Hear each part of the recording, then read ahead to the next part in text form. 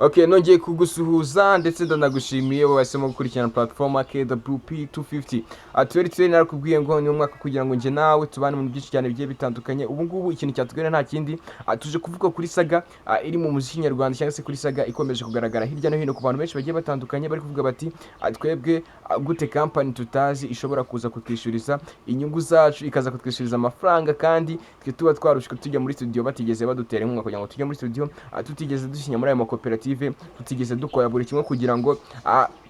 natwe tube abanyamuryango b'iyo koperative runaka ivuga ko ishaka kugira ngo itwishyurize ku mateleviziyo agiye atandukanye bagire pourcentage runaka batwara natwe bagire pourcentage runaka batugenera kandi twebwe tugikeneye hit tugikeneye gukinwa tugikeneye ko abafana bacu bamenya ibihangano byacu ni gute RDB ishobora guprovinga cyangwa se ishobora kwemera ko hari company ishobora kwishingira icyo nakwita nko kwishyurisha cyangwa se gukurikirana inyungu z'umuhanzi kandi uwo muhanzi nta contrat afitanye n'iyo company. Ibi ngibi ni bimwe mu masaga akomeje kugenda avugwa kuri company yaje mu gihugu cy'u Rwanda. Ikaba ari company ishinzwe gukurikirana inyungu z'umuhanzi cyangwa se inyungu z'umuntu wari wese ufite igihangano cyiwe akinyuzwa kuri televiziyo ariko kandi w'umunyarwanda. Ubwo ikiganiro cyaberaga kuri televiziyo ya BTN TV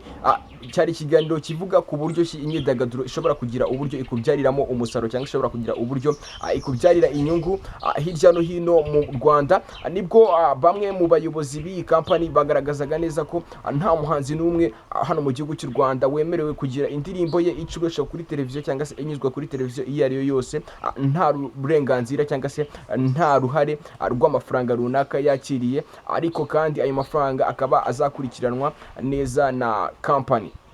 Abahanzi nyarwanda cyangwa se bamwe mu bahanzi bagiye batandukanye bakomeje kugira ikibazo bavuga bati ese ibi bintu ni ibiki, ni gute umuntu ashobora kuvuga ngo agiye gukurikirana inyungu z'umuntu kandi nta contract bafitanye. Ibi ngibi byaje kwemezwa neza ubwo iki kiganiro cyabaga. Bamwe mu baturage bagerageje kuvuga bati ibi bintu ntago ari byo rwose, twe dukeneye kumenya abahanzi bacu, turacyakeneye kubamenya, turacyakeneye kubakunda cyane ko mu Rwanda ariho hantu hari abahanzi batanakunzwe cyane n'abaturage babo ugereranyije n'ibindi bihugu byo muri East Africa. Rero natwe muduha umwanya ahubwo mwakabaye mubakina cyane kurusha uko kuvuga ngo televiziyo zibishire, kubera ko na televiziyo nazo ndahamya ko izibona inyungu kubera ko zakinnye indirimbo yawe ziba ari nke cyane. Ariko se ibi bintu bihandoringwe gute, bivugwe gute, bigirwe gute? Bamwe mu bahanzi bagiye bagerageza gutanga conservation zabo, ndaza kugenda mbakwereka, ndaza no kuguha link ikuregistra muri company ubaho muri hasi muri description, uze kuza kuwakanda urebe description neza urebe niba uri umuhanzi, niba koko ushobora kufaringa izi offer z'abano bagabo, kuko aba bagabo barakubwira bati niba uri umuhanzi wakagombye kugira inyungu ku gihangano cyawe. Ku rundi ruhande abantu bamwe baravuga bati ibi bintu koko byagakwiye ndetse ibintu byari byaratinze, kubera ko barakubwira bati ese niba koko indirimbo ibasha kumenyekana mu gihugu cyose, wajya kuri YouTube nka gutya wareba indirimbo ugasanga ifite views 100 kandi ari indirimbo yirirwa ikinwa kuri televiziyo, ibyo bintu bimariye iki wa muhanzi ikinirwa kuri televiziyo? Kubera ko niba gukina kuri televiziyo nta muntu kwishura, ahubwo wowe ahanini bamwe muri bo njya numva ngo baba banishyuye. Ariko kandi noneho ukavuga uti byibuze nihajyaho izi restrictions zivuga ko nta muhanzi wemerewe kugira ngo igihangano cyo gikinwe nta nyungu yabibonyemo, byibuze ikintu cya mbere bigufasha nuko wowe ubwawe cyangwa se wowe ubwawe muri project zawe cyangwa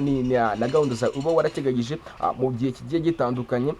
bigufasha kugira ngo byibuze na YouTube yawe cyangwa izindi platforms zawe ucuruzaho umuziki zibashe kuba zagurwa. Njye na platform iyi ngiyo ukurikirana platform KWP250, ukore like nurangiza ukore subscribe, wikorere share, utubwire igitekerezo cyawe muri comment. Ese koko ibi bintu ubona hari icyo bigiye gufasha umuhanzi cyangwa se urabona nawe bigiye kuba byamusubiza inyuma?